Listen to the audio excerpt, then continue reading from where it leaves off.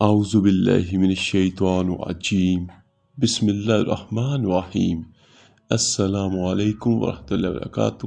میرے عزیز بھائیو بہنوں اور بچوں، حضرت ابو سعید رضی اللہ تعالیٰ عنہ سے ظہر کے متعلق بخاری کی روایت میں ہے، کیونکہ گرمی کی شدت جہنم کی بھاپ کی وجہ سے ہے۔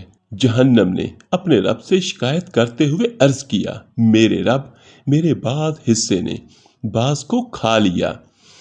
چنانچہ اللہ تعالیٰ نے اسے 2 سانس، ایک سانس موسم سرما میں اور ایک سانس موسم گرما میں لینے کی اجازت فرمائی۔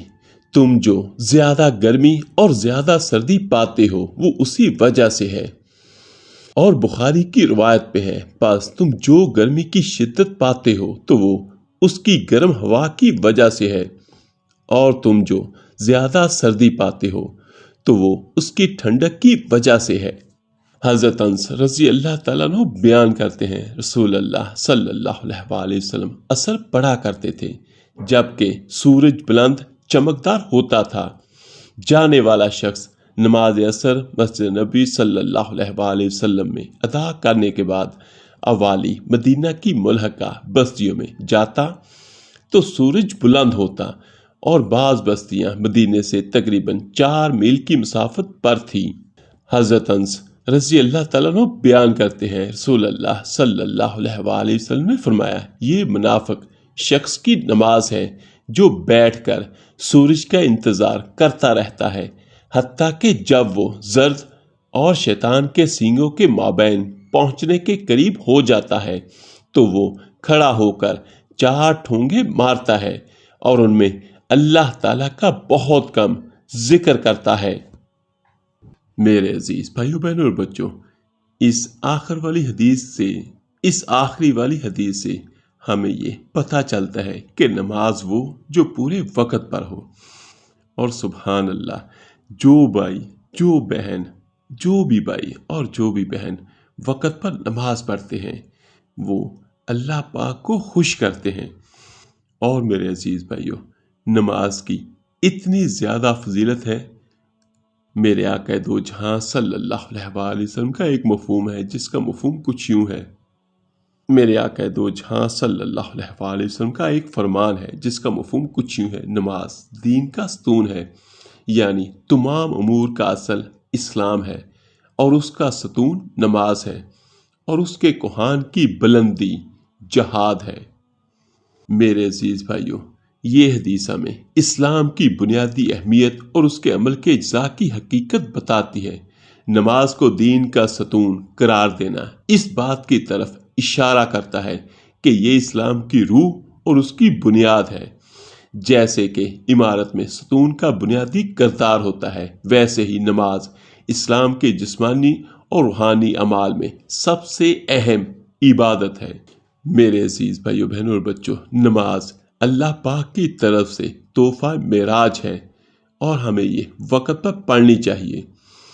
اور یہ دیکھیے کہ قرآن و حدیث سے اس کی اہمیت و فضیلت صاف صاف طور پر واضح ہوتی ہے۔ بالعموم تمام نمازوں کی اور بالخصوص نماز عشاء کی اپنی جگہ بہت اہمیت ہے اور اس کے بے شمار فضائل و برکات ہیں۔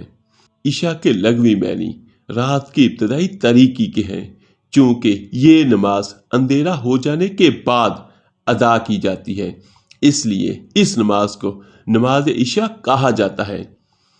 سب سے پہلے پیارے آقا صلی اللہ علیہ وآلہ وسلم نے نماز عشاء عطا فرمائی۔ نماز عشاء چونکہ پورے دن کے اختتام پر رات میں ادا کی جاتی ہے، اس لیے تھکن و سستی کے سبب اکثر لوگ اس سے غفلت برتتے ہیں اور نماز عشاء کی ادائیگی سے قبل ہی یا تو سو جاتے ہیں یا پھر دنیاوی مشغولیت، مثلا سیر و تفریح یا شاپنگ کے لیے کہیں چلے گئے تو اس میں نماز کو ضائع کر دیا۔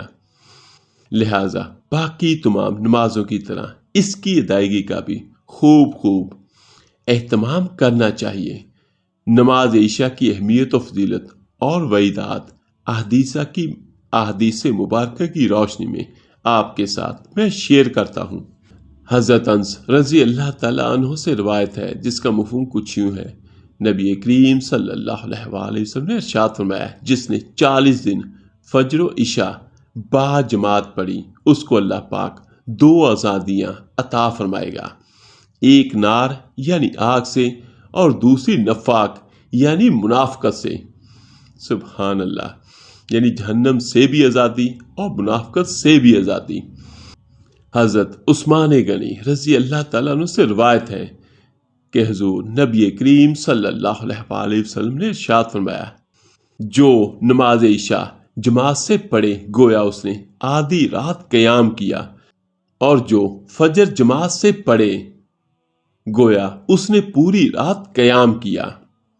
امیر المومنین حضرت عمر فاروق رضی اللہ تعالیٰ عنہ سے روایت ہے، نبی کریم صلی اللہ علیہ وآلہ وسلم کا فرمان عالی شان ہے، جو 40 راتیں مسجد میں با جماعت نماز عشاء پڑھے کہ پہلی رکعت فوت نہ ہو، اللہ پاک اس کے لیے دوزخ سے آزادی لکھ دیتا ہے۔ اور تاریخ میں ایک تابعی بزرگ گزرے ہیں، حضرت سعید بن مسیب رحمۃ اللہ علیہ، ان سے مروی ہے کہ نبی کریم صلی اللہ علیہ وآلہ وسلم کا ارشاد مبارک ہے، ہمارے اور منافقین کے درمیان علامت یعنی پہچان عشاء کی نماز میں حاضر ہونا ہے، کیونکہ منافقین ان نمازوں میں آنے کی طاقت نہیں رکھتے۔ حضرت ابو ہریرہ رضی اللہ تعالی عنہ سے روایت ہے، نبی کریم صلی اللہ علیہ وآلہ وسلم کا فرمان ہے، سب نمازوں میں زیادہ گراں یعنی بوجھ والی منافقوں پر نماز عشاء اور نماز فجر ہے، اور جو ان میں فضیلت ہے اگر جانتے تو ضرور حاضر ہوتے، اگرچہ سرین یعنی بیٹھنے میں بدن کا جو حصہ زمین پر لگتا ہے اس کے بل گھسیٹتے ہوئے یعنی جیسے بھی ممکن ہوتا آتے نماز میں۔ میرے عزیز بھائیوں، بے شک نماز میں دین و آخرت کی بھلائیاں ہیں، تو ہر میرے بھائی ہر میری بہن کو چاہیے کہ ہر نماز کو اس کے مقررہ وقت پر ادا کریں، اور ہر نماز کے ساتھ ساتھ اللہ پاک سے دعا بھی کیا کریں، اپنے لیے، اپنے عزیز و اقارب کے لیے، بہن بھائیوں کے لیے، ساری دنیا کے مسلمان انسان اور جنات کے لیے۔ اللہ پاک سب کی مشکلات پریشانیاں دور کریں۔ یاد رکھیے گا، نماز کے ساتھ سب سے بڑا فائدہ اللہ کے ساتھ آپ کا محبت والا، پیار والا، خلوص والا رشتہ بنتا ہے۔ ہم اللہ کو تو مانتے ہیں لیکن اللہ کی نہیں مانتے، اور یہی چیزیں ہمیں دنیا اور آخرت میں کامیاب کریں گی۔ میرے آقا کریم صلی اللہ علیہ وآلہ وسلم جب بھی پریشان ہوتے تو آپ نماز اور صبر سے مدد لیتے۔ تو یہ دیکھیے کہ نماز میں ہمارے لیے اللہ پاک کی طرف سے مدد بھی شامل ہوتی ہے۔ ہم جب نماز پڑھتے ہیں تو اللہ پاک کی رحمتیں برستی ہیں، اور نماز کے بعد ہاتھ اٹھا کر اللہ پاک سے دعا کیا کریں۔ وہ شہنشاہوں کا شہنشاہ ہے، وہ بادشاہوں کا بادشاہ ہے، اس کے پاس کسی چیز کی بھی کمی نہیں ہے۔ تو دعا ہے اللہ پاک ہم سب کو 5 وقت کی نماز پڑھنے کی توفیق عطا فرمائے، آمین ثم آمین۔ آپ میرے لیے دعا کیجیے گا، انشاءاللہ میں سبھی بھائیوں سبھی بہنوں کے لیے ضرور دعا کروں گا۔ تو ملتے ہیں جلدی ایک نئی ویڈیو عمل کے ساتھ۔ اللہ پاک آپ سب کا حامی و ناصر ہو۔ اللہ حافظ۔